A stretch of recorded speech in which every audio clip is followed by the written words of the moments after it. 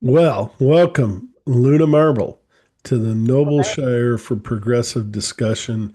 And we forgot to mention that it is Record Store Day. It's a fine Record Store Day. At least here in Bellingham, it's sunny, it's beautiful. And I was looking online this morning, they already have lines forming in Seattle and up here in Bellingham.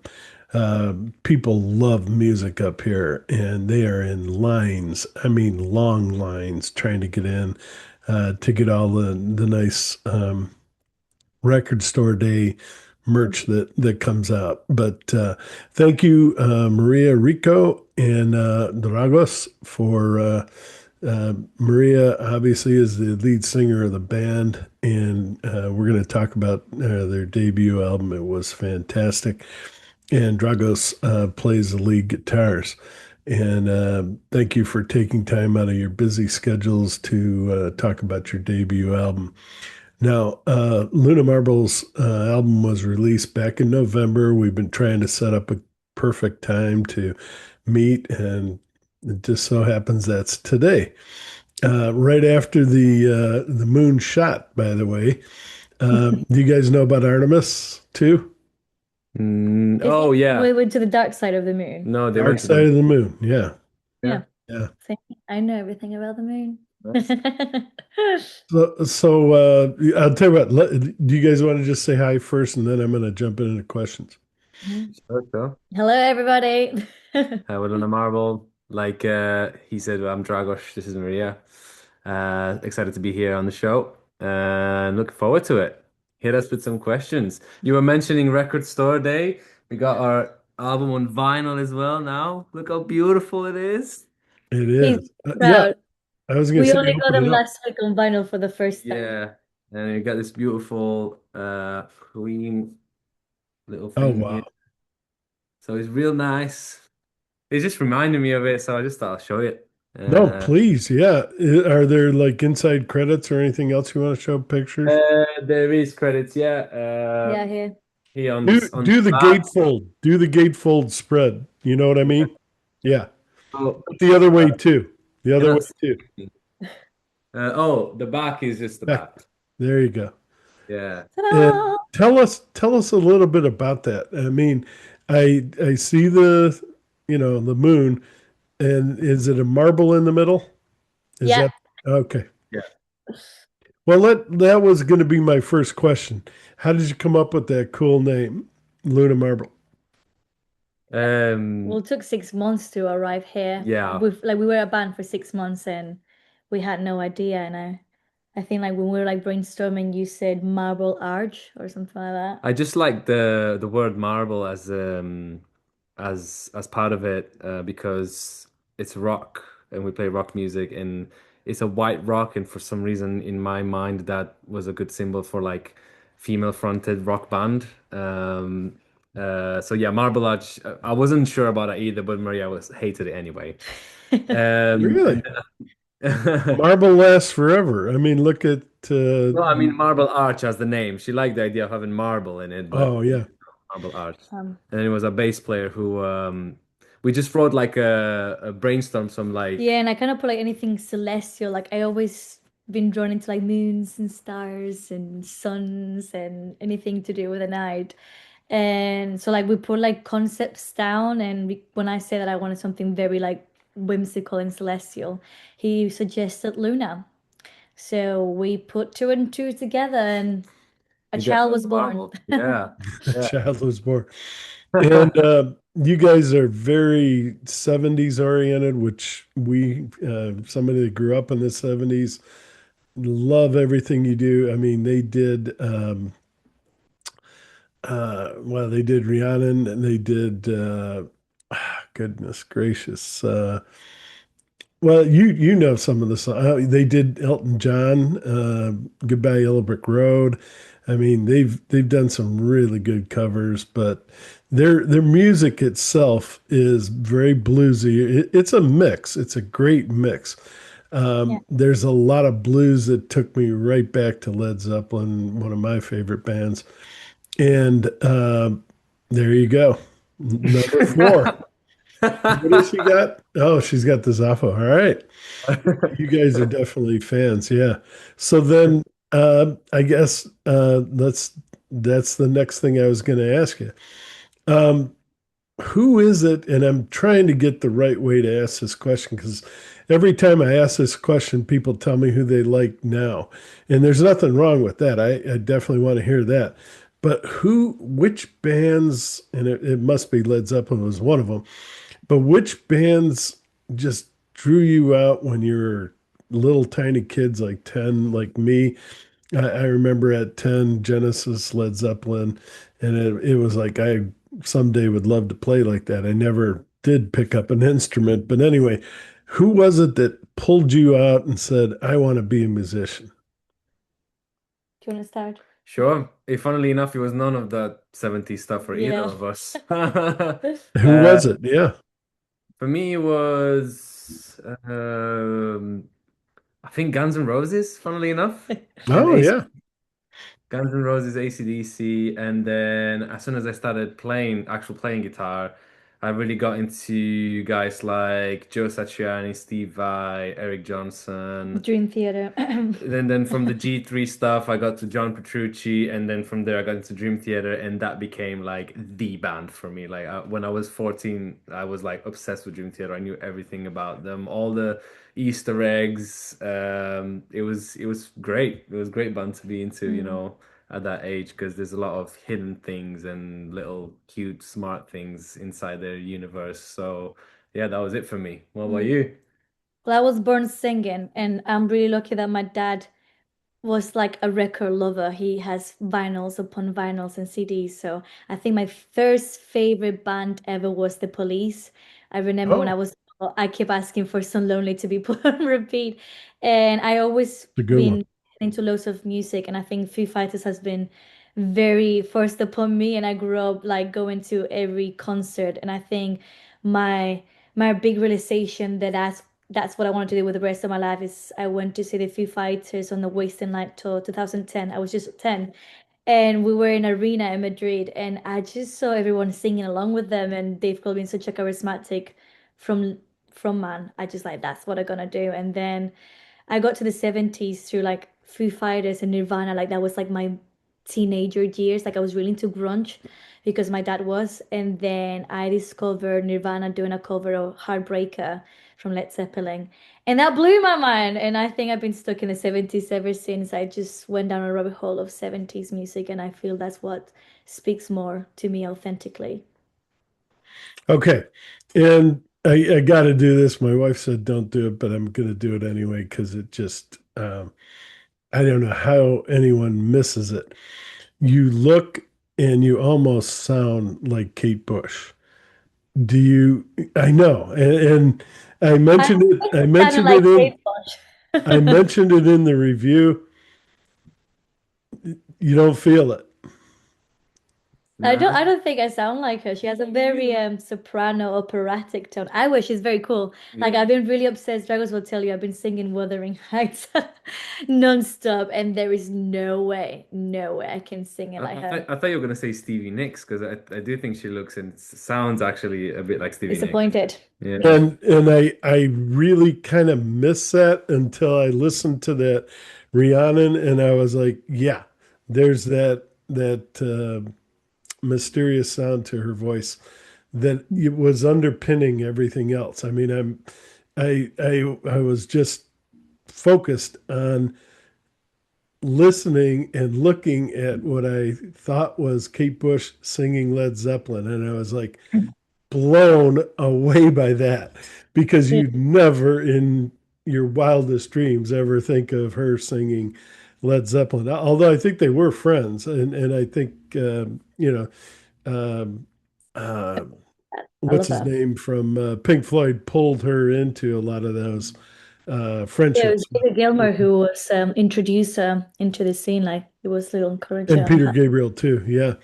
Um, but David Gilmour is the guy that found her, and he pulled her into with Led Zeppelin, I'm sure, and introduced them, and then Peter Gabriel as well.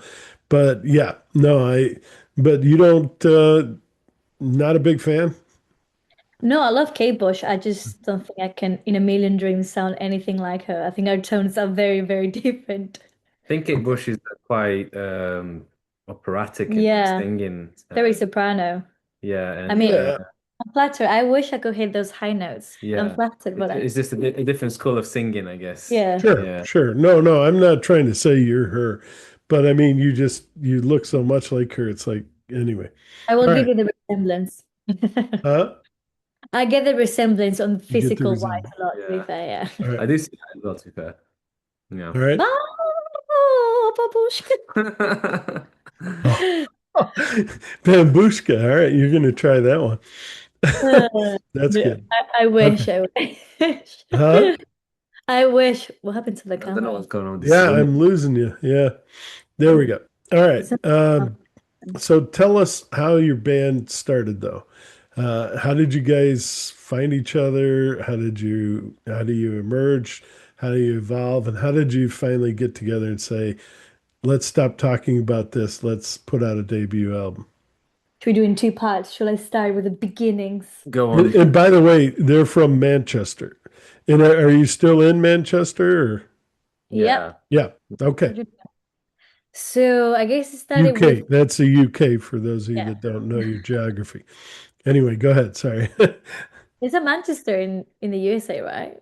It must be. Yeah, there's a I think Manchester. so. Yeah, It's there's a somewhere. little bit of there's a Paris, Texas. I mean, there's a little bit Yeah. of And there's involved. a Birmingham as well. I know there's a Birmingham, That's so yeah. funny. Anyway, Birmingham. Birmingham. Uh, sorry, Sorry. we're very sick. Birmingham is different than Bellingham, but yeah, there Yeah. probably is a Bellingham in England somewhere. But anyway, Yeah. go ahead. We call it Bellingham, you You know? call it what? Bellingham in Oh, in okay. English we'll All call right. it. Yeah. Anyway, Anyway, it started when I was in uni. Like I was never able to do music until I went to uni, and it was my way to fake it until I make it. I didn't know anything about music. I just really wanted to study music, and it wasn't until uni that I was allowed to do that for myself. And I just started like learning the guitar and like copying chords from other songs and trying to write my own songs. And I was very lucky because one of my models in my uni was musicianship ensemble. So you get put into a fake band and basically you have to come up with songs and perform it at the end of the year. And that's kind of how it started. But then I got really into like production. So like I will record those songs, I will produce them, and I will invite musicians into it. So before Dragos came into the mix, David, our bass player, he will be the only one who will say yes. So technically, I know like David for way longer than this band, and we've been in projects before, and he was just always down to record. And in fact, I once asked Dragos to record guitars for my assignments, but he said no. Oh, Little, wow. you know. But it wasn't until lockdown that we kind of like rekindle again. Like he used to be the house guitarist in the we Bandioki. reconnected. Yeah. Rekindle is like Ah, sorry, a reconnected. love thing. Okay, reconnected, sorry. Yeah. Um, English is not my first language. Reunited, like the song. No, Yeah, like No, we just got back in touch we were because like friends in uni. Like we were not in the same uni, but he was the guitarist on the bandioki in my student union. So every Thursday they will do like this bandioki thing, and he was the guitarist in there. And I'd be like, yeah, that's Dragos. But we never were close with each other, and we never yeah. jam or anything. He was just a random dude that I asked to play guitar once, and he said no. But then we on lockdown we found out that we live quite close to each other, and I think we just started showing each other music and Yeah. finding common grounds and At the time, you could, I don't know what the regulations were like in the US, but back here, you could go out of the house once a day, and that to would be get like, food. Yeah. yeah, well, You you can gotta go for a eat. for a walk. walk, it Oh, was, yeah. well, that too. Yeah. But yeah, that was the only chance that you get to see anyone other than Wow. your housemates or whoever you would live with. So after we figured out that we live quite close to each other, we just started seeing each other every day, basically. Just going on walks, Yeah. we were saying, showing each other music, kind of getting to know each other, like what we like and stuff. Yeah, like back at the time you were so into prog and I was like really into the 70s. Yeah, So it was kind of like merging both passions into one. And then I think it got started because I really wanted to be in a band, but I will never get the musicians to stick around. So I was in uni, I tried like so many different combinations, but it never stick. And I always go to Dragos like, I really want a band, I really want a band. And then eventually one day, all right, show me what you got. And I show him like the songs that I recorded in uni and like the songs that I written, and he kind of changed them around a bit. Made them better, I like to say. You And by got the way, melody she's and a great harmony to Of start course. with, so Of course. I don't know what you're on about. and by the way, she's throwing out that word uni. For those of you that don't understand, that means university. So Yeah. her Sorry. college level courses, just in case no one knows what that means. But sorry, no, I just wanted to help define that. So I think once the restrictions lifted up a bit, I think it was like winter time now, and something like that. And so I always have a jam with some people, and we just get like random drummers and basses. Again, I went with David because he was the only one who will say yes, and he was a great bass player in my course. So I think we want a jam with him, a different bass drummers.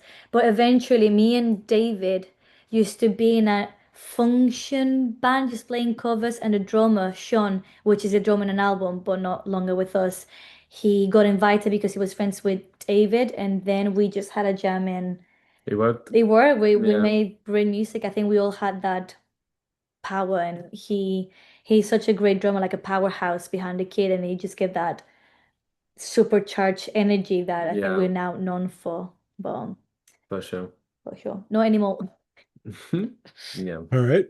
Who are your influences today? Who are your favorite bands today? Mm. I think it's changed a lot for me. Yeah. Now every now and then, like Led Zeppelin comes back, and it's kind of nostalgic. But I think now I'm really into Johnny Mitchell, Tom Petty. Tom Petty. Yeah, Really? Madison Cunningham, Last uh, dinner The party. Last in the Party. Yes, yes. I think they're my favorite live band at the moment. Like we've seen it a couple of times that we're completely blown away. I think that last album they put out has been on repeat in this house, not non-stop. Mm-hmm. Yeah, Or I how do think you feel about Greta Van Fleet? that's well, People have their opinions. Go ahead. Let's see what you say. well, I I like think yeah, I think it's it. great. I'm Like a traditional, Zup. yeah, we've seen them like twice, and You've seen him twice. I've seen him yeah, once. I've seen them It twice. was enough. Yeah. No, I think, and there is a similar band in the UK that is following the same trajectory as Greta Van Fleet. We're not going to name drop, but it's interesting because it's this formula. They started like really young, good-looking boys, so you get like the target of females who are gonna fanboy over that, but you also get like people that grew up with the 70s that kind of want the same stuff like it's great music, but it's not challenging boundaries. And I think going back to the bands that we like now, The Last in a Party is kind of like really Queen and very rock and roll, but it's really challenging the genre. It's like blending and borrowing from other genres and really challenging the concept of rock. And I think Greta Van Fleet, the great players, no doubt. We like songs, we bought albums and stuff, but I think it's a missed opportunity to just refresh the concept of Yeah. rock. And I think us being in this festival circuit in the UK, we get put into these lineups, and it's just copy and paste AC/DC, which again is great because it's more of the stuff that you already like. But I Yeah. think that's the concept of rock gets stagnated. And I think, I mean, I would really love for this band to eventually, as we mature a bit more musically, to just really challenge the concept of rock and bring it back to mainstream. And the only way to do that is just reinvent it and move it Yeah. forward instead of like resembling all the time in the past. Yeah. All right. Well, speaking of, you guys are one of those bands trying to reshape it. Another one that you may not know about in Sweden, Sienna Root. Have you guys heard of them? Sienna Root. I don't. No, I think so. Sounds vaguely familiar though. Check them out, and especially the Revolution album. That's their last one. Unbelievable. I've interviewed the lead singer. She's fantastic, wonderful person. But she takes you back to Jefferson Airplane, a lot of things. But really good music. I think you guys will like it. But those are some of the bands that, yeah, a lot of people point to them and said, this sounds like Led Zeppelin. Well, it does a little bit, but why not? There's nothing wrong with Led Yeah, there's Zeppelin. nothing wrong with But that as yeah, well. Yeah. I mean, but like you guys, you improve on it or add to it and, give it a new sound. So to me, there's nothing wrong with that. If you're just doing covers, and there actually is a female cover band we went to see that does Led Zeppelin, and they did a fantastic job. So yeah, it's if you do it right, and the bottom line, my wife and I were talking about this morning. If you have the heart, if you have the heart into it, and you can feel the music, um, it's going to come through. And Yes, contagious. Yeah. if you're just copying and just you don't really get into it, people can tell. Yeah. Mm, for sure. Yeah, All I think right. that was one of our. We went to see them last time to Greta Van Fleet, and they're great players, great song, but we didn't connect with it. There All was right. no. It was a weird feeling. It was like it was something that we couldn't connect into it, and like we seen other rock bands, maybe like from the small independent scene, but like as long as you feel it, like is all of a sudden it's contagious, and that's what makes rock. Rock is just that raw vulnerability. You can play whatever you want as long as you play with the Your whole feeling. being. Feeling. Yeah, Yeah. And you could tell, for instance, with Rihanna, you definitely were feeling it, and uh, you definitely got into the Stevie Nicks feeling there. I mean, you could see it by the performance. So yeah, yeah. No, I excellent. remember when I first watched that performance of her. I just cried because her performance was so mesmerizing. It was so good that you can tell it from a screen from a laptop. Like how good is that? It's just that's what I love about Stevie. It's just like the fire inside of her. She cannot be tame at all. And that's why we chose that song because we really understood it and connected with it to the point that we can relate to I it. And yes. I think that's her signature song. That is, I mean, she became the witch. She wore the hats, wore the outfits, and that song really, in a way, defined her. And yeah, you captured it well. Will you tour your album? I think you've already back in 25 done some shows. I think you had a long list of shows. How about this year? Not yet. I think we don't have the audience just yet. Again, like we're really independent band and we don't have access to, PR and, booking agents and all that stuff that can help you to, connect with more people. At the moment, it's just very DIY. Our fan base is mainly coming from like like fan base from seeing us on Yeah. shows, or we've been more active on social media, and that's have had some sort of success with it slowly, but it's very organically and very slow. Like I feel like every fan base that we made is been like by our hands, like it's Yeah. not been because it's a Given spread to out. us. Yeah. Yeah, it's not been spread out by itself and people have come to us in that way. But that's okay. All things will come in due time and we just gotta keep doing those us in a way that Yeah. makes sense. And I'm One sure of the we'll. things I've found is you have to be on social media every day or pay somebody to do that for you. And just little things, you guys have that's one thing I noticed on YouTube. You have a ton of videos that you've made and just do one every day, a different one every day. Post it on your Yep. Facebook, post it on your sites, and people will say, "Oh, I didn't know they did this, and I didn't know Do it." that. You just keep that because I didn't get a chance to tell you this, but I teach marketing, I teach advertising and public relations full time. On my other job, and so the key is the reason you see McDonald's on TV all the time, and you're probably sick of it, is they're reminding you every single day we're still here and we have products to offer you. whether or not you want them. But that's how you win in that sort of game. You have to stay constantly Yeah. connected with your fans. And if you stop for a while, go away, and you get tired of posting all the time, people will say, "Oh, they must have broke up or something happened," and you have to stay on. Yeah, we've been pretty much like posting every day for months now, Yeah. Oh, like good. 6 times. So it's become a full-time job.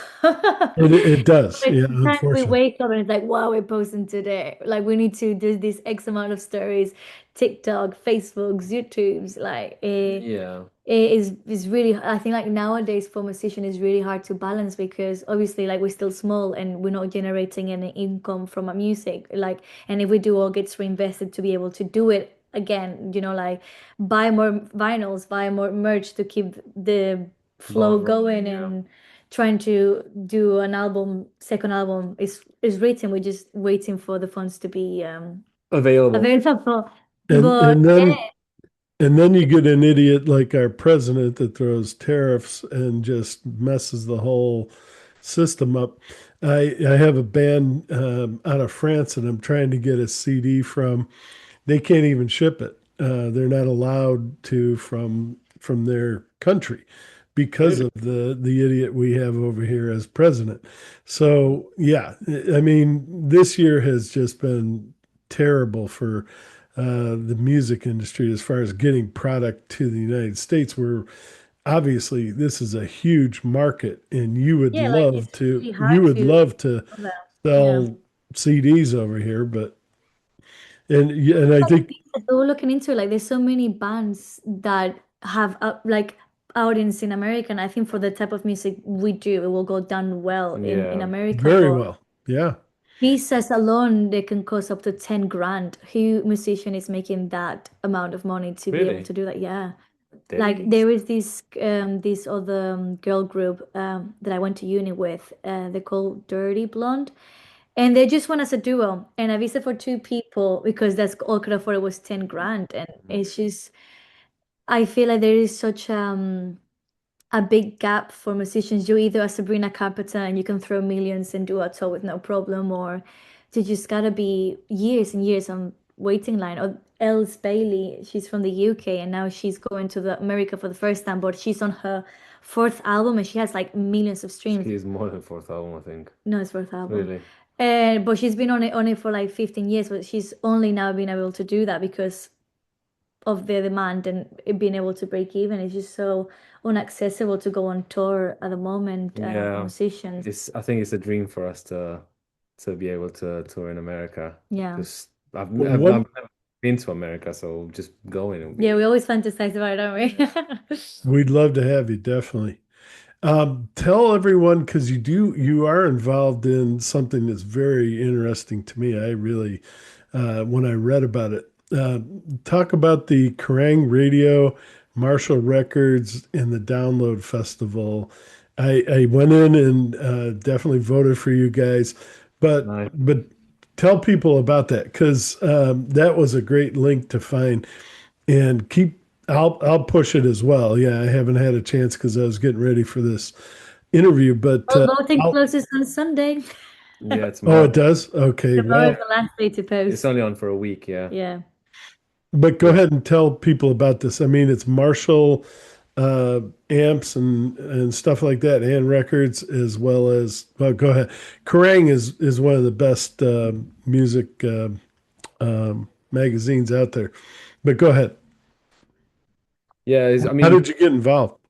Did they call you or no, they just got in touch with us. Well, I applied to Oh, it. you applied for Every it. oh, year okay. there's competition and you can just submit yourself and that's the other part of the band like nobody sees like it's just me behind the scenes applying for festivals, applying to these chances. There's a lot of competitions that run up every year and it's just finding them and applying for them. So we just applied and got shortlisted for it and I mean, Yeah. can you imagine if that actually happens? We were on it last year as well, but we didn't No, we get didn't it. get it. But it feels like this year more people have voted, Yeah, I so think our fan base has Good. grown quite a big yeah. chunk since releasing an album.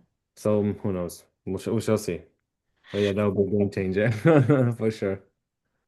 For sure. Um, and I know Eclipse Records they have a uh, they're requesting bands to send in material and possibly get signed. I know they're more metal, but I'll send you that link Okay. if you want it. But you know, a label's a label, right?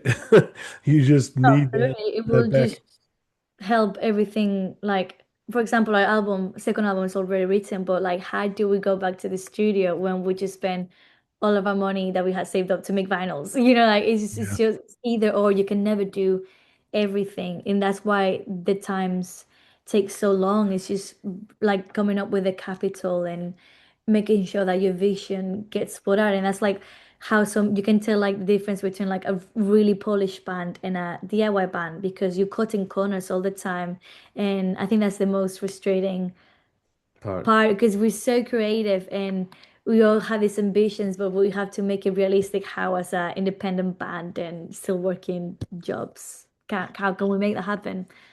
So record Indeed. deal will be amazing. Luna Marble unfiltered. Yeah. Right. How how well is the album the all of your merch? How well is it selling? Is it selling mostly in the UK and Europe, or I think you're okay Yeah. for sure. We have a I think you just got it, didn't you, or recently? The Well, vinyls record and come in like last week for the first time, but we've been having t-shirts and CDs sold really well when we released them on November. I think we yeah. got a really good chunk of income through CDs, and we had a couple in America and Italy that was really cool, Belgium as well, but you're Yeah. gonna UK. have another one. Hey, Hey. Yeah. gotta look into that and how Yeah, to. it's mainly UK to be fair, and Yeah. mainly I think we get a lot of the sales just at gigs after we play. It's yeah, Yeah, because we're still such a new band. Like people discover us more often at gigs and they're like, wow, you guys have a city. And we're like, yeah, yeah. Yes, you do. here it is. We also have like t-shirts, we've got patches, badges, All the basics. all the basics, yeah.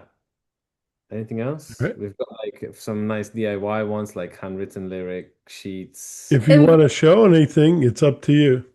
If you have it Uh, handy. and not why. Do we have anything on handy? Maybe the no, it's in a suitcase. yeah. Oh, okay. Yeah, we just we have everything on a suitcase just No problem. for gigs. You weren't ready, and I didn't tell you to get ready, so yeah, that's okay. But they have it. They definitely have it, and All on our Bandcamp as well. Yeah, people order on Bandcamp as well, and Yeah.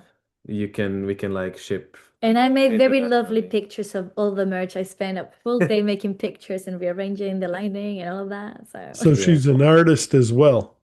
yeah, a yeah. multifaceted artist. I do the video editing, the post. Hey, I do some video editing. You do the good thing. He said Did you that. do the cover art? No, not the No, cover. no, Okay. oh, no. No. But Do I you want to did it. mention who did, or Yes, an artist called Ink Tally. Yeah. Natalie Moore, I Her think it's name called. is Natalie. I don't know how you pronounce it. Moore. Muir. Muir? Muir. Yeah, Yeah. but I gave her like the concept and she did it. I did it inside though. Oh, I excellent. mean, With my Canvas skills. I All right. it's zoomed on me again for some reason. don't And know why. then you guys, and a lot of people don't, or a lot of people do know this, that most of you as independent artists work full time. And Dragos just got off work. What do you guys do full time to keep the money coming in while you're waiting for this to grow? I mean, we say full time, but it's like we're freelancers basically. I've got about five sources of income. I work as a teacher, a guitar teacher in a music school here in Manchester. Oh, I do private lessons as well. We play gigs like covers gigs that pay actual money, not like the originals gig that pay no money. Plus like all the original stuff we just reinvest in the band anyway. So yeah, we sometimes do like covers gigs for money. Also I work in a cafe part-time because just to have steady income as well because the freelance stuff is very like Up and down. yeah, up and down. You say freelance in the USA as well, like self-employed. Does You the know, same? it's freelance. Yeah, self-employed. Either one. Yeah. Yeah, Yeah, that's kind of it for me. yeah. I also do session work when I get the chance. There's not a lot of that kind of work going around these days, unfortunately, because people can do most of the stuff with a computer and because of that, people don't see the point of hiring somebody that's actually really good. But I'm Yeah. actually gonna do some session work the week after next, which is really exciting.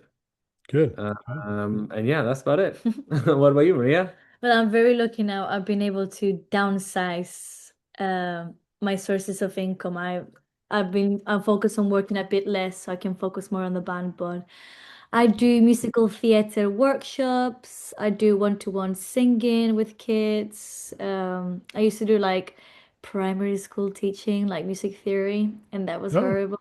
I really respect that's primary school teachers, and now I really definitely do. It's hard. Really, it's a really, really, really hard job, but building those schedules. Yeah. A lot of people don't realize what a teacher does. Yeah. it's yeah, You no, got to having keep these kids entertained. Yeah, not entertained, but it's like a military operation. under Like control, you yeah. have to keep them under control and focus and behave. Oh, shit, Yeah, I I cannot. did like some small classroom teaching once. It was like in the UK it's called music service where a teacher would go to primary school and they would teach like classes of like up to 8 kids. And sometimes we even just be 4 kids, but like it would be so hard. I think I did it twice and I was like, this is not for me, man. No, Do I'm you looking.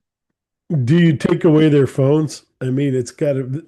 I teach online, so everything. I mean, I have no idea what people are doing or not doing when I'm doing my lectures. But do when you're in a classroom, do you take away their phones or?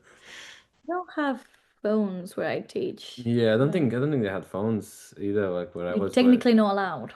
that was not the Okay. problem. The problem was that, if one kid is naughty, then the others will like follow suit Just and an explosion. it would be Domino effect. really difficult to like keep everyone controlled and then not to mention actually teach them something. You know what I Yeah, mean? You know, you that's have the to like, hardest part. You Yeah, like to see those light bulbs go off, but they don't always.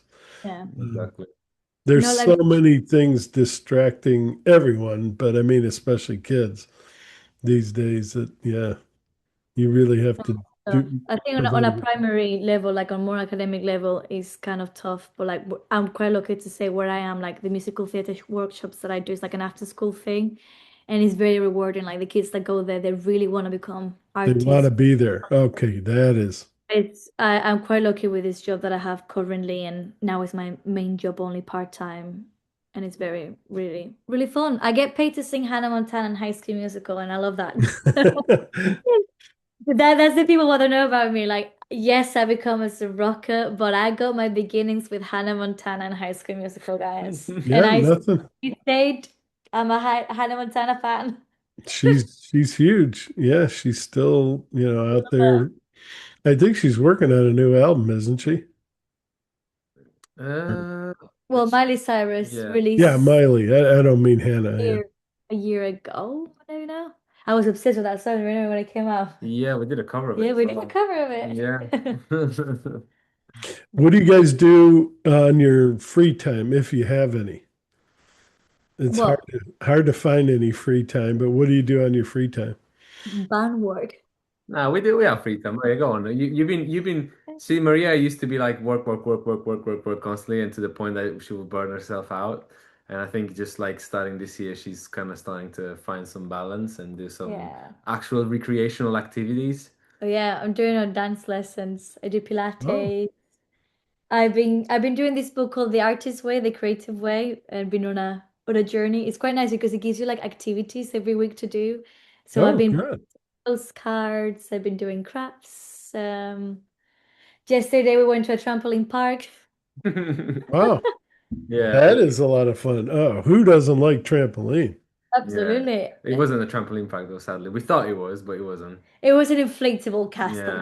Yeah. Oh, those, yeah, we have those here where you just jump, you can just jump to your heart's content, really. Yeah. Yeah. Yeah, But you don't get hurt. That's the wonderful thing. It's all, yeah. it's all Uh, fun. when we were kids, we didn't have all that. But yeah, no, I would have loved that as a kid. That and my son used to like that where it's darkness and you're walking around shooting Or Oh, laser laser tag. tag, I laser yeah. mean, tag. Yeah, yeah. And we wish we would have had something like that when we were kids. it's never too late. I think like Yeah. one of the themes this year for me is like kind of like being a kid, like painting, going to laser tag, doing all these childlike thing. And it's just when your hobby, like, as a kid, you're so passionate about music that becomes your main job. And you say, like, I work all the time, but it's kind of like my hobby at the same time. Like, I need to do it for the Yeah. band. Yeah, but work is work It's at the end of nice the day. to just do something silly just for the sake of it. Absolutely. Absolutely. All Yeah. right, one last thing, and then we're going to jump into your album. Any Manchester bands you like? Ooh, Of yes, yes. course. I mean, the Smiths. I love the Smiths. In The current Smiths. Yep, that's a good one. Current Do bands. you mean current bands or like any era? No, I want to. I could give you one, but I want you guys. I want to see if you pull this one out of the air. Well, there is a really, really, really great songwriter, James Holt. He's Oh yeah. amazing. Yeah, he's crazy. He's so talented. He recorded for us on a track that you have not seen yet. It will be on album number two. But he came up with this cello arrangement and piano, and I'm a fan. Like, if his Yeah. music is so stunning. He's such a Yeah. prolific He's a songwriter. great songwriter. Like I just listen to his music and I'm like, where the hell did that come from? Yeah, he's very Beatles. He's like Bob Yeah. Dylan and Beatles. Very Beatles, yeah, very Yeah. Beatles, but this crazy stuff. It's I know the beautiful stuff. bands. I know Have that. you guys ever heard of the Chameleons?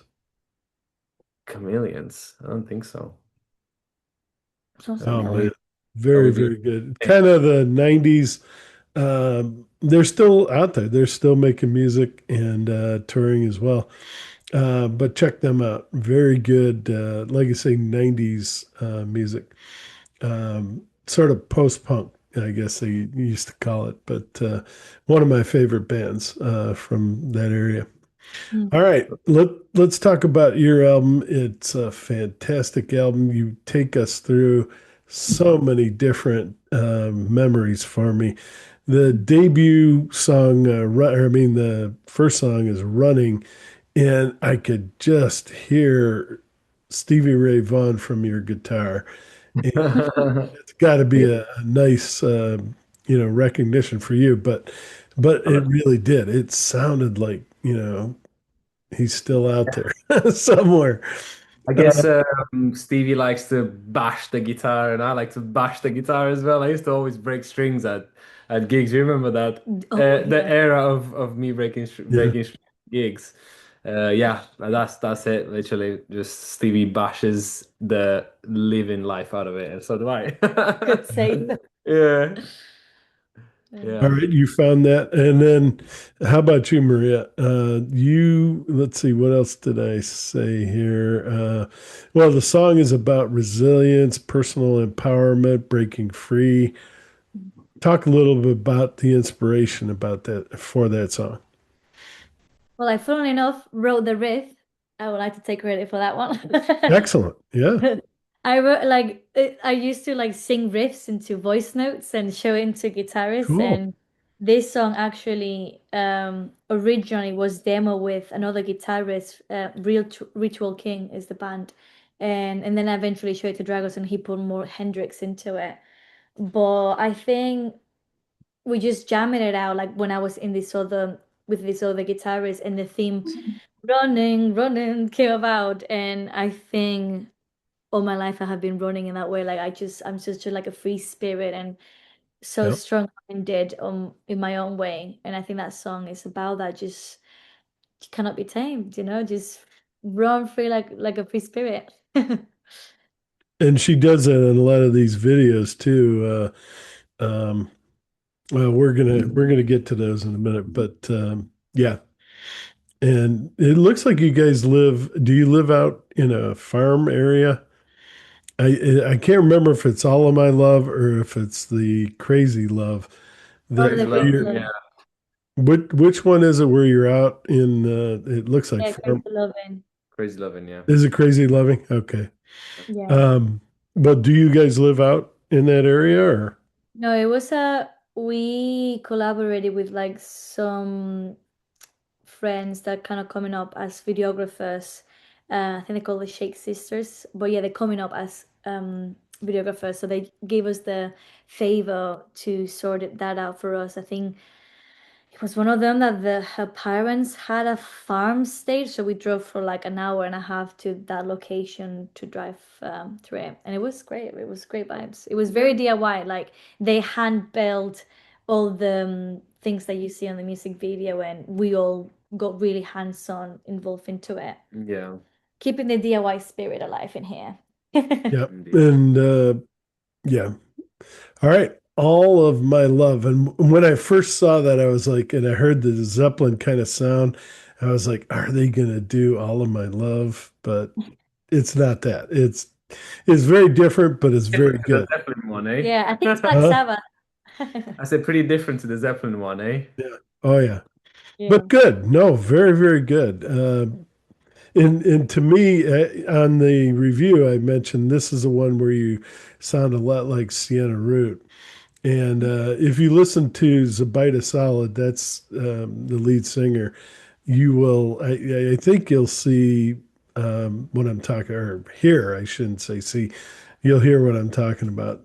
There's a lot of, I would love to see the two of you guys play together or sing together maybe, but no, I mean, I have a show together and I'd love to somehow bring you guys together if possible. But Okay. they're going on tour throughout Europe very soon, and it'd be cool to get you guys connected with them. But tell us about all of my love. Go ahead. Well, I think like the first half of the album are songs that I wrote when I was 18. Oh And wow, so again, I wrote that riff again by singing da da da da da da da da da into a voice note.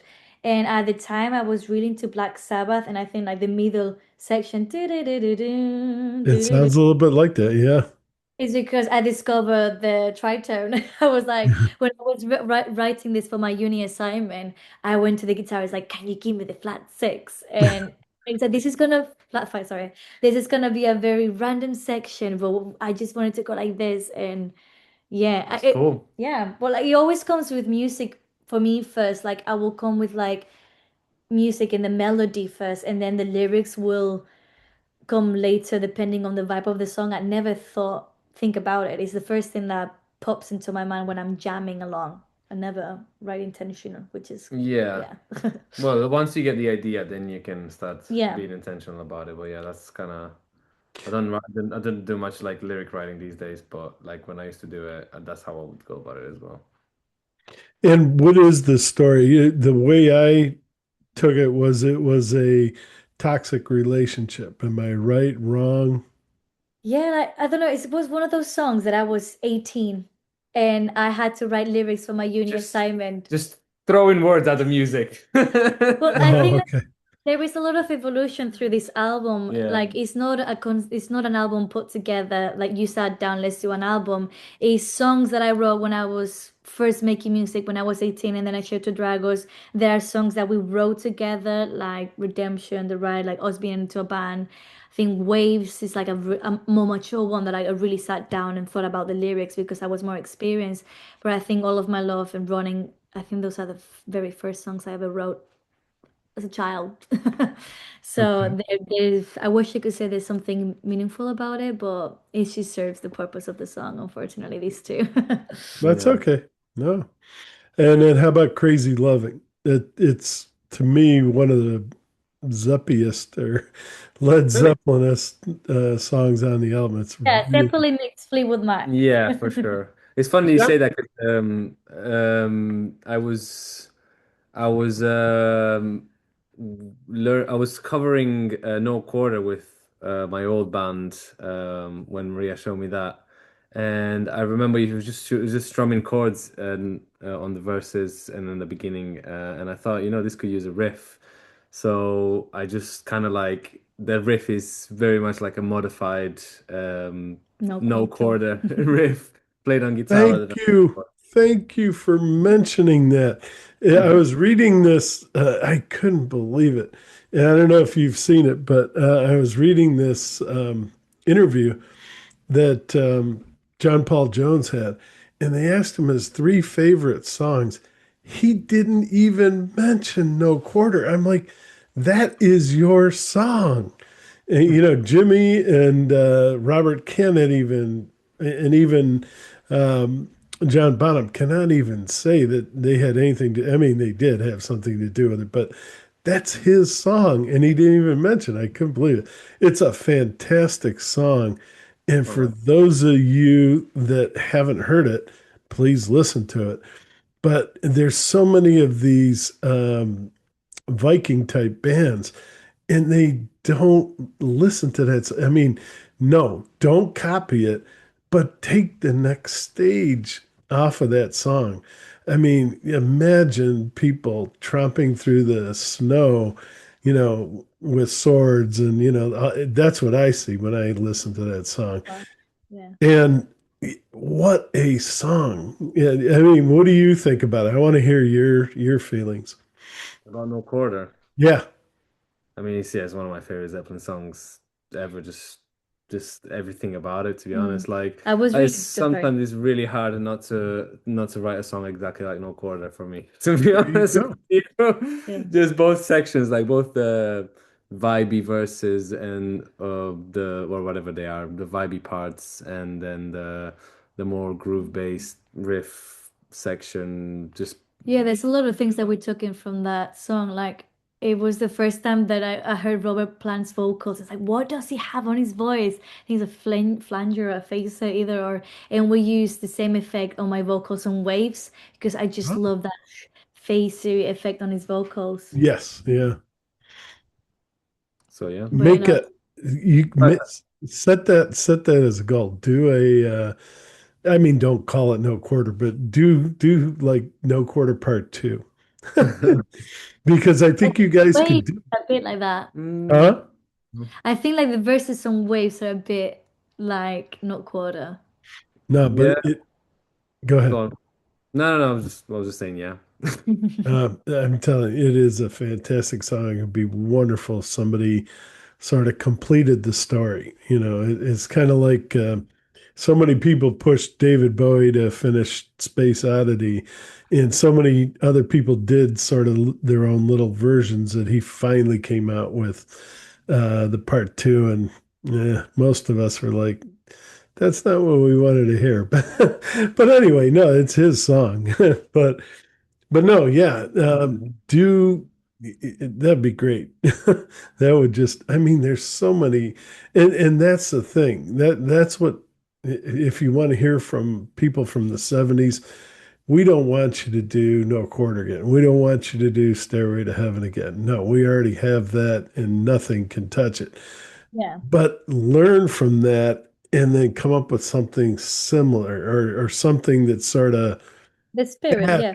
adds to it. Well, That's I think like when people compare us to the 70s, obviously we have our influences, like Fleetwood Mac, Pink Floyd, Led Zeppelin, all of that. But I think what more than copy the style, we focus more on the run. It's like we record live, we don't use clicks. good. We pretty much record like we make the beds in the studio by us playing in the same room, and it's kind of like follows in that philosophy. Like you focus on a really live take as you were seen as live, and then you do the orchestration with guitar parts and focusing on the feeling. The songs speed up and slow down all the time. And I think that what gives it that 70s raw feeling, but it's not us, you know, what will Led Zeppelin will do. I think we Yeah, always the good. song and the liveness of it, like the Yeah. soul of it. And that's what the 70s was all about. Yeah, You use technological advantages to your own advantage.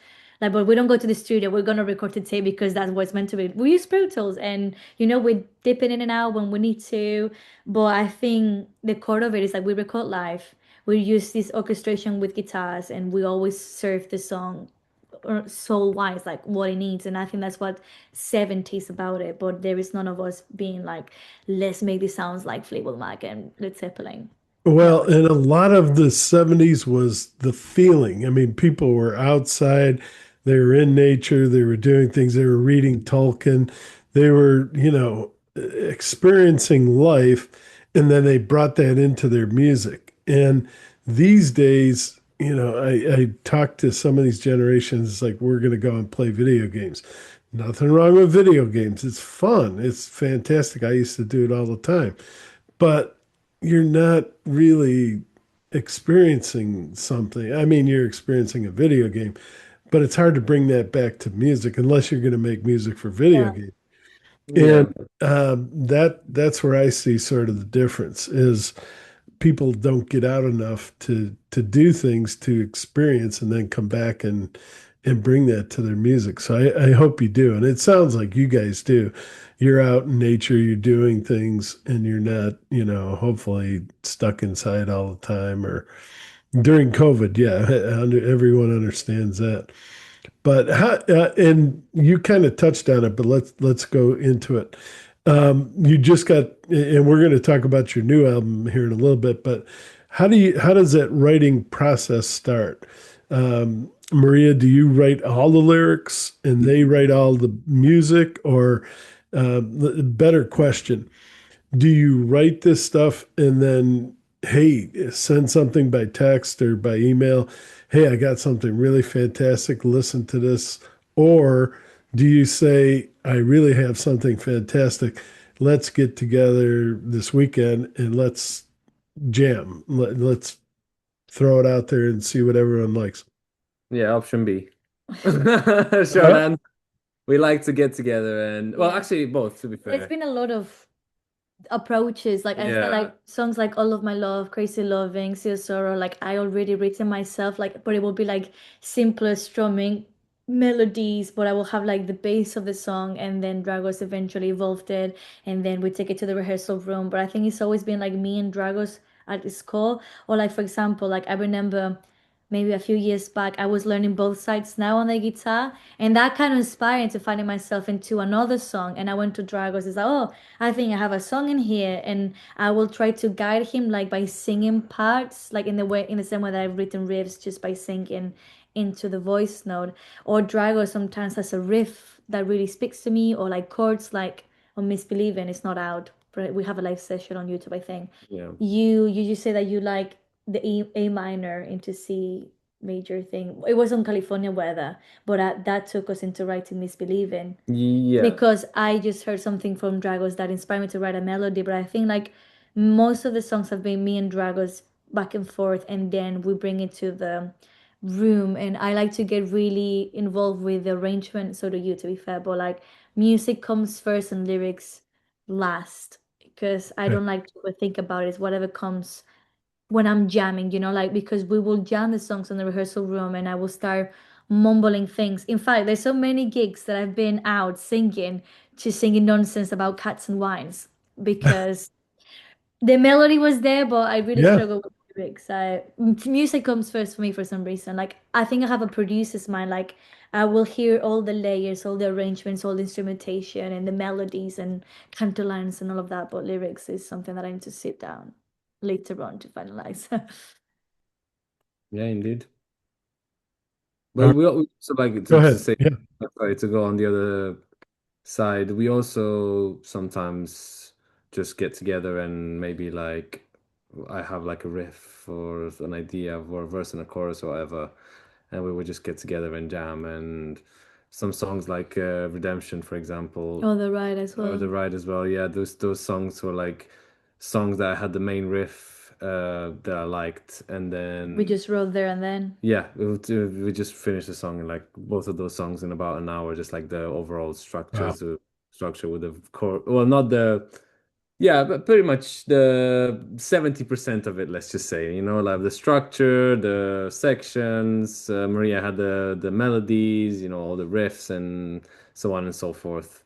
Um, so yeah, Yeah, we do a bit of everything. We yeah. just like to play. There's not really a one method. We just, yeah, Yeah, you gotta do what you can, keep to get. communicating. Absolutely. All right. So Long is really another great song. They're all good songs. But this one really showcases Maria's singing, and especially she goes soft to gritty. And talk a little bit about that. It's so And the long. bass solo is really good too. But go ahead. I think I'm quite shouting all the way through on that one, All right. but with soft and gritty. I'm not sure I follow. Well, soft, I think at the beginning, and then later on, you definitely get gritty. No? Don't think that's the one. All right. But no, talk The about one that. with the bass solo. Yeah, yeah, yeah. Huh? With So Long, the one with has a bass solo on it. It has a bass solo. I hope. At least I wrote about that. Yeah, it was like for me it was like a filler track to be fair. It's just meant to be really fun and I think I'm shouting all the way throughout, like really high energy on the Okay. top. And it doesn't have a main chorus, it's just like a refrain and the verses are just all about attitude and we put like some dirt on the vocals, like we distorted it to have like that kind of like dirty blues feeling. But yeah, I think I don't do anything with my vocals. I think that one is pretty stays in one Straightforward. All right. pretty straightforward. Pretty, yeah. I like that one as the music on like the instrumental, I guess you could say. Yeah. I think it's all about the riffs and the vibe, that one. Yeah. I think, I mean, it was like one of the latest additions, I think, to the album. Yeah. But yeah, it's quite fun to see how like things develop over time. Like initially that riff was only the high octave on the album is both, but live I only play the low octave. And then the verses used to be like very funky. It was kind of like yeah, like a funk rock kind of song. But then our producer just suggested that we just keep it straight and play, and then I just kind of came up with what's on the record, which is like dumb, simple, but it works. I was kind of thinking of Rival Sons with that one, to be fair, especially on the Okay. verses. Um, and then bass solo, I don't even remember how that came about. I just shout to David, David, this is your chance. No guitar solos, bass solos. But of course, Dragos. Later, I was like, well, if David has a solo, I'm gonna have to have a It solo. was no, it wasn't like that. It was just like Yes. no, it wasn't like that at all. It was You were like, we cannot have a song without a guitar solo. well, I always say that just for a laugh, but like but I just felt like that it would go really well into a guitar solo after Mm. after that, and it does. Yeah, it And does. that's actually one of my favorite solos on the Yeah. album.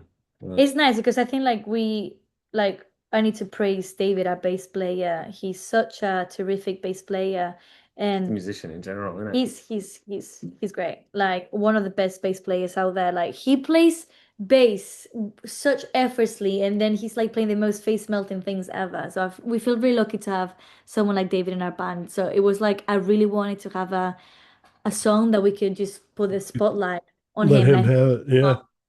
Is about that mainly. So that's why I'm holding more back on this one. Like I feel like it's really aggressive all the way throughout vocals, but it's really there is not much. The melody is quite repetitive. There's not a chorus. It's just like verse, refrain, rest, refrain. Just main the riff, to be honest. Yeah. All right. And the your keyboardist is very good too. And maybe you'll feature more keyboards in the next album. I mean, we don't have a permanent keyboard player, which is sad because We really we want really one. want Have one. you seen this video? Yeah, Audition for give us. us a See? shout. All right.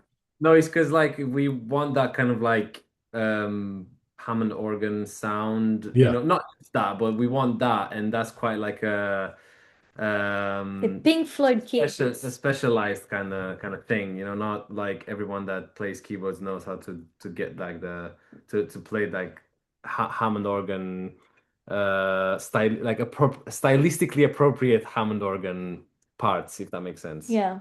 Again, I say Sienna Root. Write it down. No, I'm Yeah, dead serious. on my She Spotify, yeah. Zabida plays Hammond, and she does a fantastic job. Sounds Check it like we out. need to Huh? Yeah. Sounds like Huh? we need to be best friends. I hope you guys become best friends. That would be awesome. Well But said, a no, friend. definitely listen to that Revolution or Revelation album, and you'll Yeah. hear some of that Hammond she does, and it's spectacular. All right, Sea of Love. I absolutely. I mean, again, I feel sorrow. it's not your fault, but these songs. Robert Plant made a solo album with the Honey Drippers and did an old song called Sea of Love, and that's what I was thinking when I first, before I even heard anything. But then you guys take it in a wonderful direction.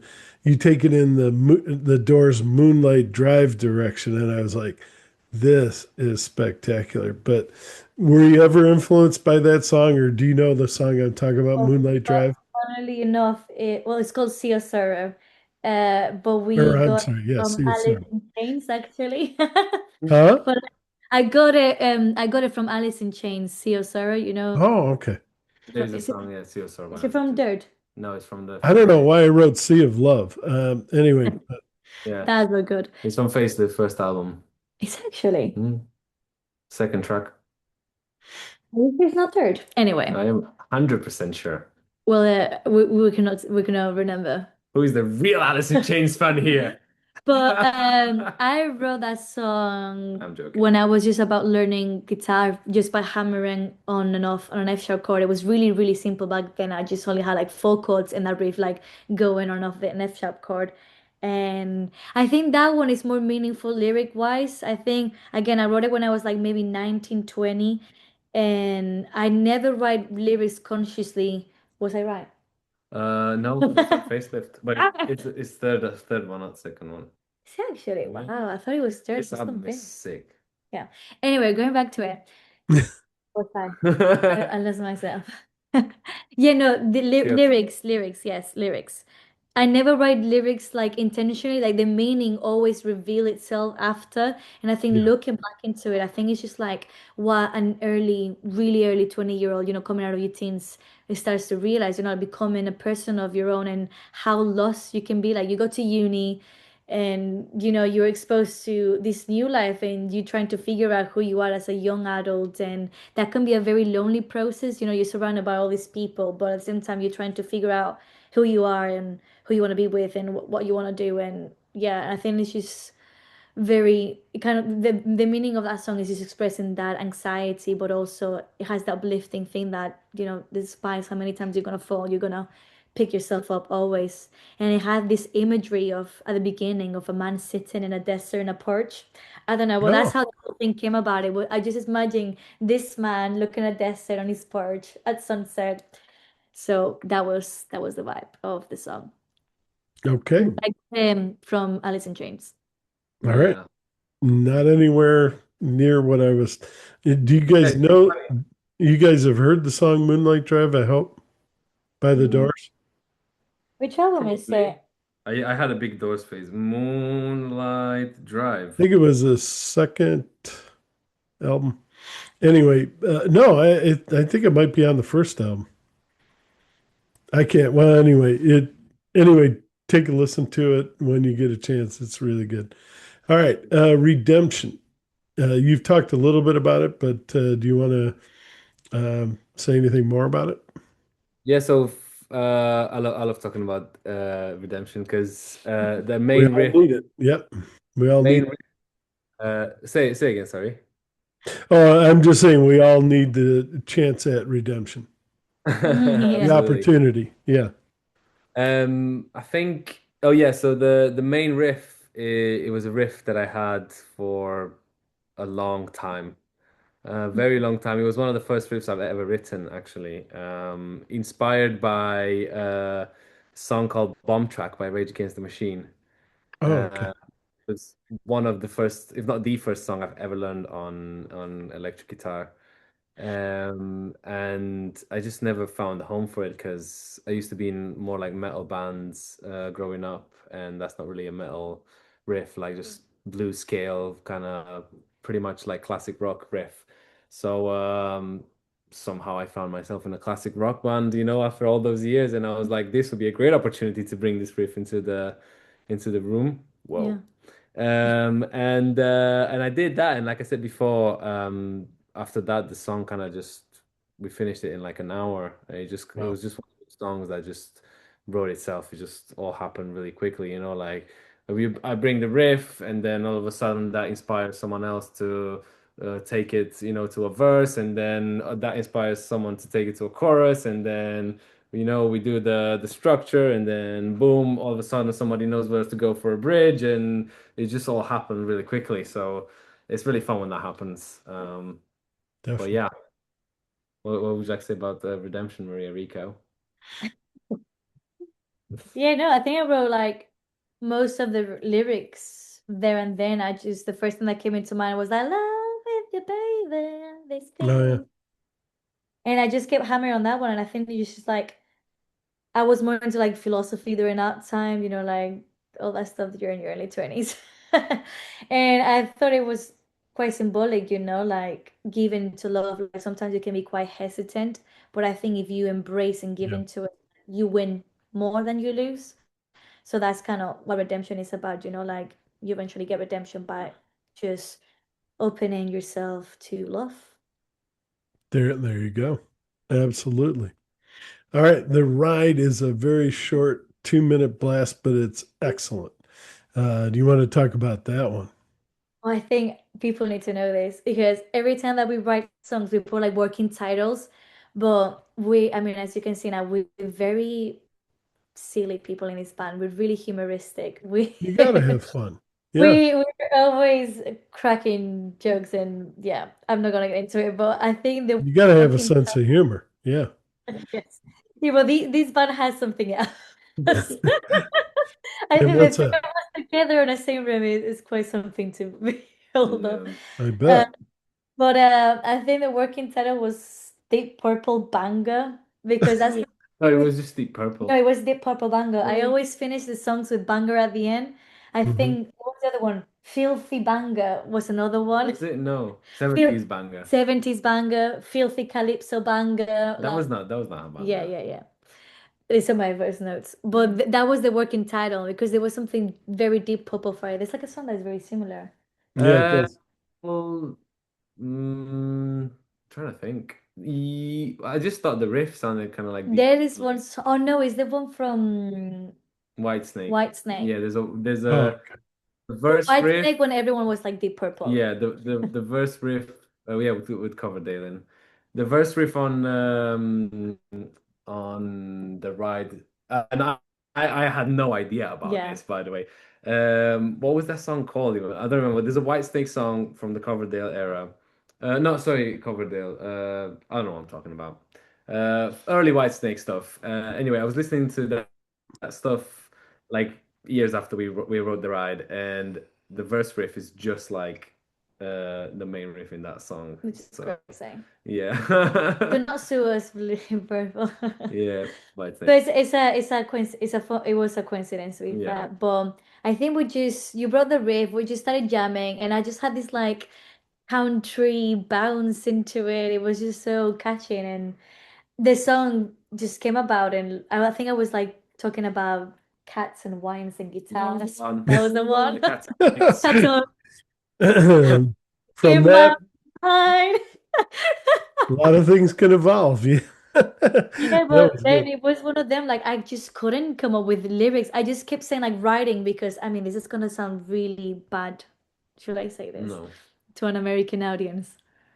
No. Go ahead. Go ahead. No, I think it's fine. I just like I don't know, like just I'm just playing off stereotypes. I'm from Spain, if that helps. I don't know. But I don't know, like like truck drivers driving down. That's like for me like a very American image.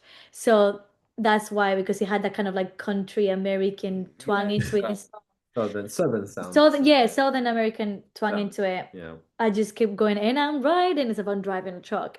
Right, It has right. very. No, it's good. No. But that's how we started, and then I just wanted to be a bit more philosophical, and I used to have like the word river in it, and I thought like, oh, the ride, life, river, like symbol, That like was my concept. Thank you very much. oh, I told you about it, the ride of your life, Kind of and then like a write the Credence, lyrics. Credence Yeah, Clearwater Revival. I always wonder where that yeah. comes from. Well, You Like, you did what? wonder where the name comes from, like what the name means, Creedence Clearwater Revival. You look it up. You'd be surprised, but they're really good. yeah. But yeah, And I had the concept, and then I asked Travis if he can help me write some lyrics. And I think I was inspired by Taylor Bryan and the Shakedown. He has a song called "It's All About the Ride." Oh, oh, what? okay. Yeah, I don't know if you know them, but they're like from Nashville, and they're really cool. Well, he's really cool. I think he's the main part of the project, but it was a similar feel vibe. I really struggle to write songs that they're like kind of like short and snappy like that. It's all about the riffs, and there is not much room for like melodic variation Yeah. on vocals. It's all about like creating a vibe. But like songs like Begging Mercy, Sea of Sorrow, ways there's more melodic information for me to explore and express myself a bit more. Let's talk about that. Begging Mercy. Tell us a little bit about how that evolved. I think that must have been one of the first songs that we actually wrote Yeah. together, you and me, right? Again, it just started with me at 1 in the morning in my bathroom. I went to my voice notes and I was just thumping and clapping and singing da da da da da da da da da da. And I thought that was gonna be a guitar riff. And I went to Dragos, oh, I have this idea for a song and it could be quite stumpy and bluesy. And then it's oh, I think that could be cool as a vocal melody. And I think you showed me on Change My Heart or something like that. Unchain My Heart. Yeah. Really? Yes. Oh, that makes sense. Yeah, yeah, you showed me that song. And I was like, okay, cool. And we just wrote the song there and then. But I think lyrics wise for me, this has a bit more of meaning. Like I grew up in a Catholic school. So I gave myself for the first time ever to write lyrics intentionally. Like I sat down and I had a concept and I wanted to write about that concept.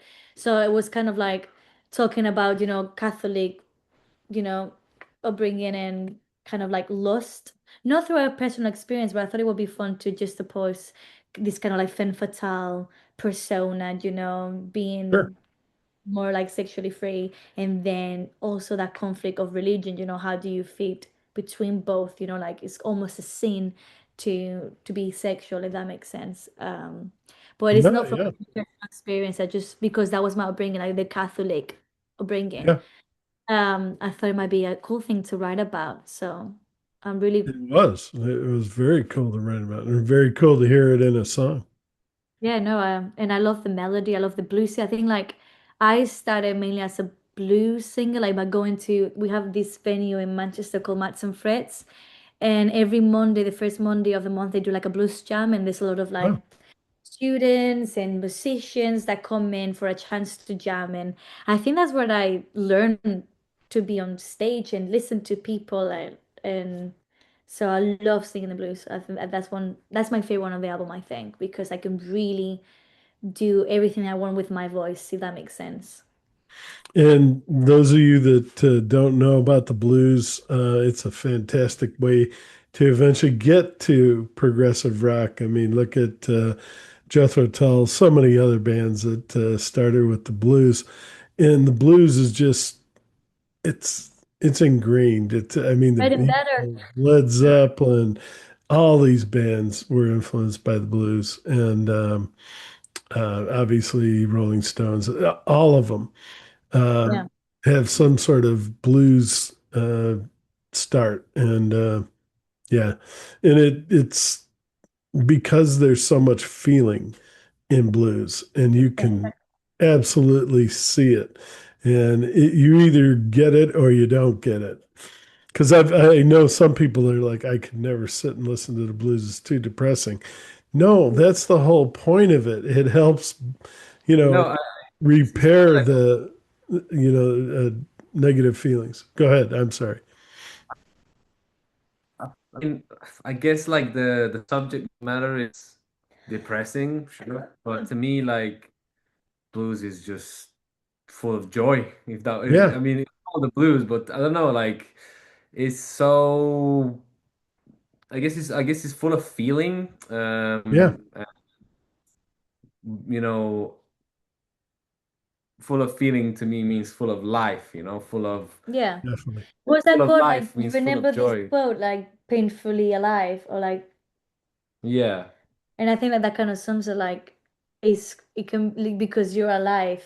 You like you because Yes. you feel pain, you're alive, and you're Yeah. painfully alive. And I think that's what it's at with the blues. It's just that grit of it, and it just grabs you by the face and Yeah. shakes you up. It just makes it go like You this. nailed it. Yeah. No, that was good. Love the blues. Yeah. The blues is everything. All right. And then I don't maybe this was in your press release, but Waves came from Jagos from one of his favorite poems. Do you want to talk about that or Yeah, it's a poem called Glossa, I think. Glossa, yeah. By Romania's greatest poet called Mihai Eminescu. And I'm trying to remember how that came about. I Um, wanted to write a song about the ocean, and you told me there was a line in this poem. yeah, What's a wave will wave yeah, away? what's a wave will wave away. Well, what's to a be wave will wave away? Yeah. Yeah, I think it's a philosophical poem. I'm not sure if that was it or I was just showing it to you because yeah, I had no idea. I just went on a random translation and it was just chance because there's a million translations of this poem and not like probably not all of them Yeah, because it's translate only that line like only a that. small line in that Yeah, poem. it's Like only a that's the small. only thing I took out from the poem. Yeah. But I think because I had this, oh, I wanted to be about the ocean, like 'cause I grew up in Spain by the seaside, and I just have so much connection with the ocean, and I secretly want to be a mermaid, guys. There you go. Where Uh, where in Spain? from Marbella, Oh, Malaga. okay. So down south, very touristy place. But I don't know, I just feel a calm when I'm by the sea, or like every now and then when we go to for a walk and we by a lake or river, I just find this sense of home and calmness. Like it feels like larger than life to me. So when I heard that riff, because it has a funny story if you want to tell it. Oh yeah, this actually have a funny story. The main riff of the song, I I used to work for Amazon during lockdown, Oh, no and I kidding. terrible, terrible shifts, starting at like 3, 4 in the morning for Hmm. 10 hours. Oh my Um, goodness. and like it was like I basically only worked for the months leading up to Christmas Yeah. because the Real like busy. yeah, that's the peak time. And yeah, they just hired loads of people and they didn't give a crap about them. So sometimes No. like they would just like cancel my shift Yeah. like a few hours before because I don't know, the volume of work wouldn't be high enough. I have friends in there and they told them they have to sign away your breaks. And I was like, are you kidding me? You signed this form that says you're not going to take breaks. I'm like, you're kidding. Yeah, We it's used they would give us breaks. And it's good. anyway, I don't want to digress too much, but Sorry. basically Yeah, yeah. my shift a few hours before I was meant to be in work, so I just woke up at like 3 in the morning, not having to go to work, and because my biological clock was messed up, I couldn't go back to sleep. So I just kind of put my headphones on and just started playing guitar, and the riff just kind of Mm. sort of happened, and yeah, just Yeah, and I heard it the next day. I came to see him, and it just blew me away. They just had this ocean, granted alive, just that feeling that I have for the ocean, that reef evoked me that, and I think we just made like a project on your computer on Cubase and like made like a rough demo, but it was like pretty much Yeah. done in there, like all the section, most of them. And yeah, no, that song is quite special. I have periods where I don't like that song in the set, and then I really love that song in the set. It's yeah, I think it's because it's such an album song. Like sometimes live it doesn't translate that well, but like on the album it's just larger than life. I think that's the last song we finished mixing and like putting together for the album. And I remember like hearing the mix because I always hear it with this larger than life production, and just being so overwhelmed with how powerful it was and just like the ocean. There you go. And who doesn't like the ocean? Yeah. The last song, again, sometimes when I look at these albums from people, it brings back memories of other songs. And I saw Yeah. Mad World and immediately Tears for Fears, their first album. I was like, God, I hope it's like that. But no, it wasn't, and that's okay. You had your own direction on that, but it's a wonderful song, great closing song, and talk about that one. But you don't like this one, don't you? It's not, I don't, no, it's not that I don't like it. I just, it's your song. Yeah, this one is Yeah. very much mine. Like I've not let anybody touch it or like change it. Like I wrote it when I was 18 and I'm self-taught at guitar. So like the way that I will write song is I will learn a song and the guitar from another artist and I will copy the chord progressions. So at the time I was learning Babe, I'm Gonna Leave You and my guitar Oh, can which is the same chord progression in both of them. It has that kind of like descending bass line and chords on the chorus. So I just put my own melody to it. But like I think at the time it was nice because it was the first time I was able to like play a song throughout on the guitar. I only started playing guitar when I was like 17 and it's really self-taught. Like I never had yeah. classes like and so it was the first time I could just like follow along through a song and I was feeling very frustrated like because I never had a chance to do music. And then when I moved to the UK and decided to go to uni, by myself, like with zero experience of music, and I would really try to be in a band. And for me, it was all about the music. I didn't care about anything else. And obviously, as a young woman, you know, being in uni with boys, they will pretend to go, yeah, we'll jam with you. I'll be in a band with you. But it was never only about that. Like I never Oh, cared about yeah. anything romantic or anything above that. Like I only had laser focus into being in a band. So when you trying so hard and people intentions don't match up, you get a bit frustrated. It kind of diminish you as an artist because you at the end of the day you want to be as an artist regardless whether you're a girl or a boy. And I think I will not, my passion will not be taken seriously because they just gonna say like it's just a young girl, Led Zeppelin, blah blah blah blah blah blah blah. But Hmm. it was just yeah, Led Zeppelin. That's all I care. That's all I want to Yeah. do. So I was just really heartbroken in my home one day, and that kind of came about like the lyrics. It just felt like a page out of my diary. I think I don't like to write lyrics that are very specific. Like you can what you read is what you Personal. are. Yeah. It's metaphors, and I think all throughout the album is metaphors, and they're vaguely so everyone can relate with different angles. But Yeah. this one is just my experience, Very and I personal. think Yeah. yeah, and as the year has gone by, it's kind of become like my not giving up song, like regardless of men or Anthem. like I'm over that. I have a successful band now and I'm really happy with it. But I think it's just like the industry can be also very hard, like it can be defeating. Sometimes there's promoters that promise you to play this festival and then they drop you for the next exciting thing. So I think it has become my music is my passion and I should Good. never give it up, like no matter how hard it gets, this is the reason why I want to wake up every morning to pursue my music dreams. And that's what this song is about for me now, regardless of that. And yeah. It's very cathartic. All right. Very good album. Believe me, people, listen to this. That's all you'll need. You just start listening and you'll want to hear the whole thing, and hopefully you'll buy it like I'm doing or I'm going to be doing. But let's talk about this next album. When, how soon, how much information can you give us? Do you have a title? Shoot, you go. I mean, the album is 9 songs are finished.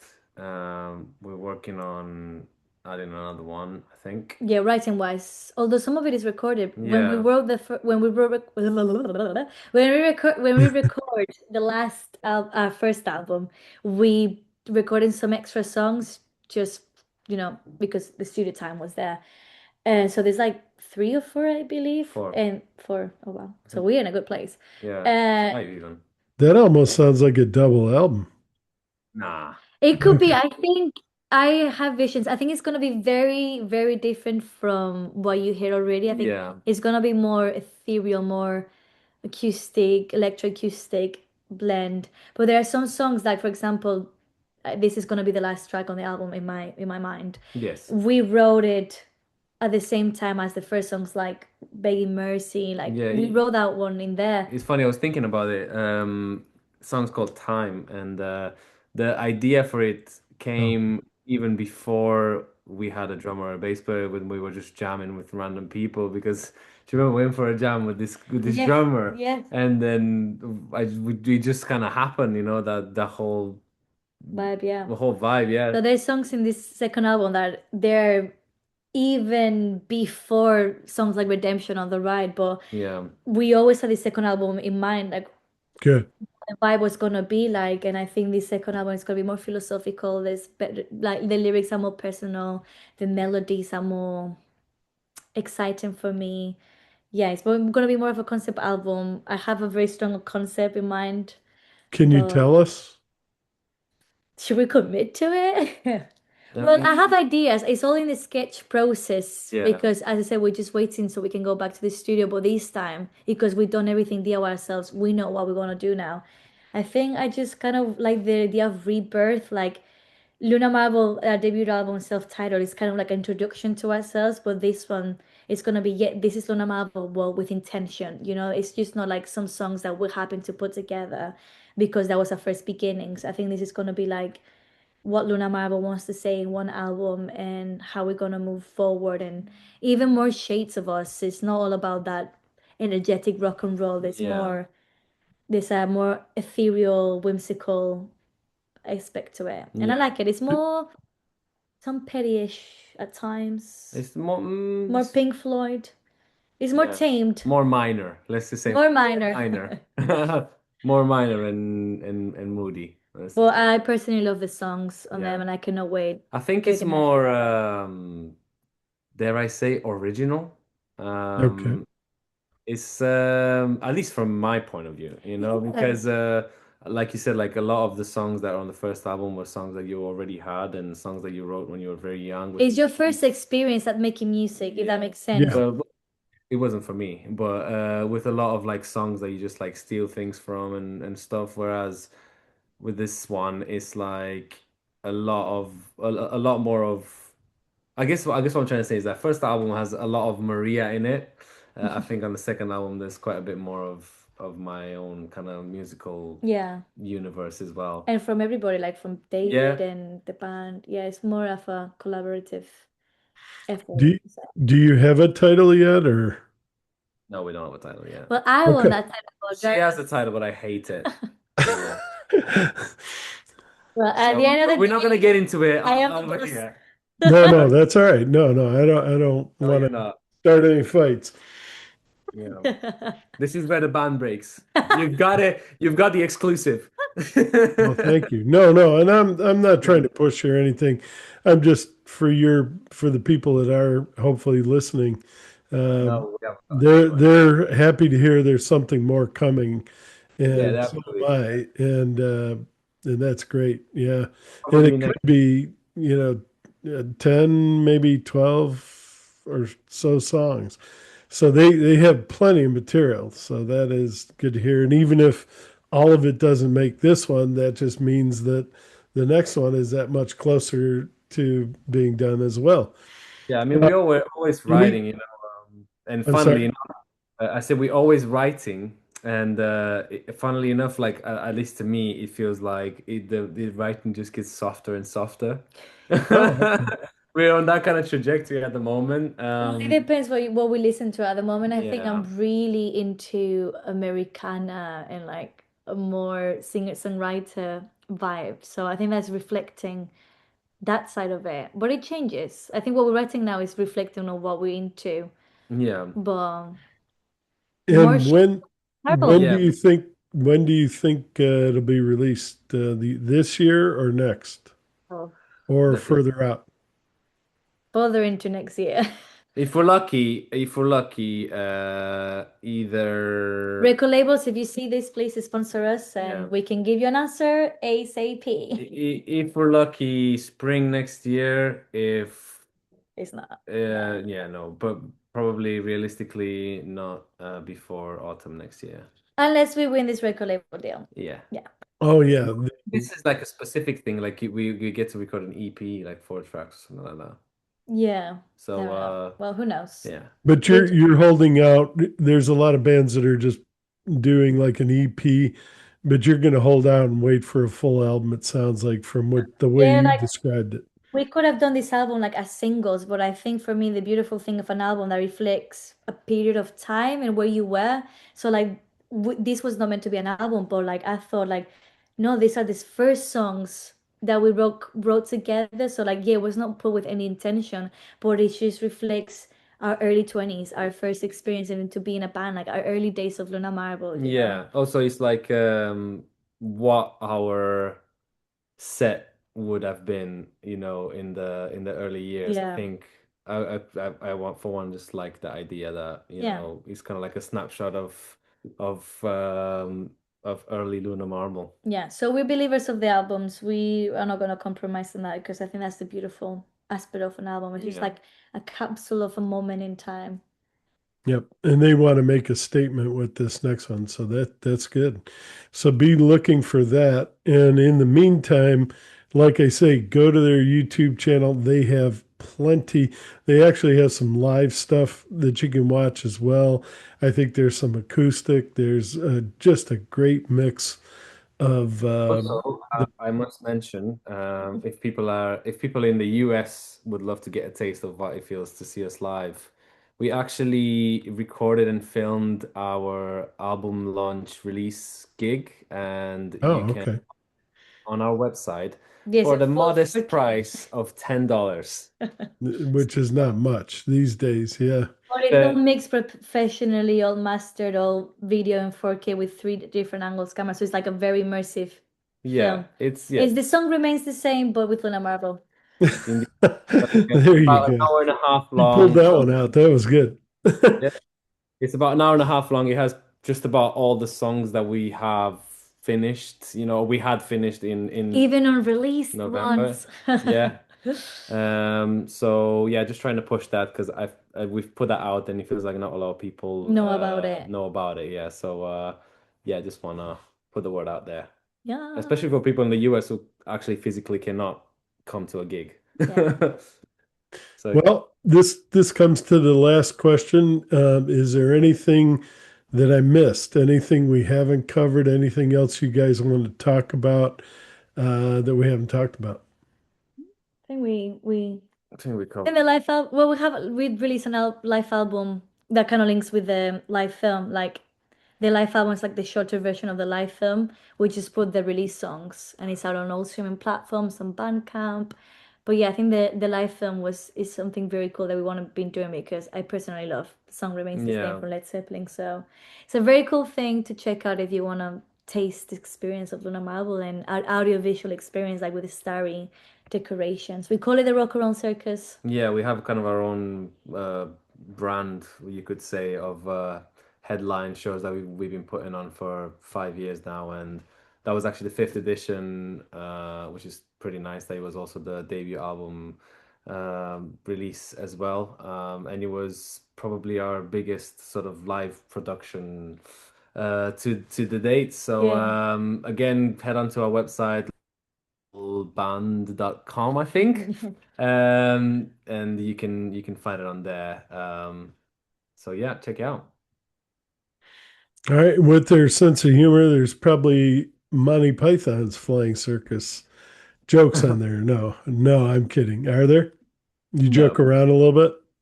Um, I don't think so. Not on that one. Well, obviously we Oh. do like when we play, but because that one's like an edited thing. We kind of like took out the unnecessary bits. I got you. All right. Yeah. All right. Anything else you guys want to say? Well, let me just say thank you very much for taking all this time. It took a while to get together, but man, we just kept talking, and you guys are a fun band just to talk to, and they're even better to listen to. Thank And you. they've got more new music coming, so hang in there. And there's plenty, like I say, up on YouTube if you haven't heard them yet. And go and buy their CD; it's excellent, or album. And anything else you guys want to say? That's all. Thank you so much for having us. It's It's been been, lovely chatting over our music, and it's glad to see that people are catching into us. So appreciate yeah. it. Oh, I've got a question for you. Your thing is mostly about like prog stuff. Do you think our music is progressive?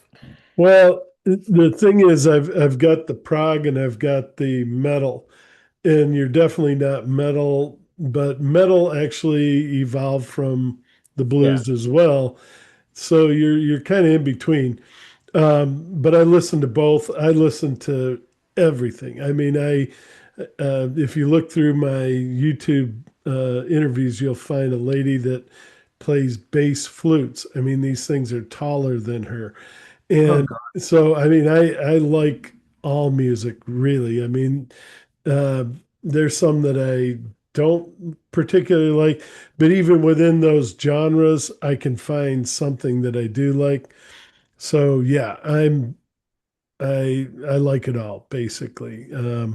Not all, I shouldn't say all, because there is some stuff, the death You metal. haven't heard Not a Spanish. big fan of death metal. Hate growling, and I hope she never does any growling. She's got a beautiful voice. Don't growl.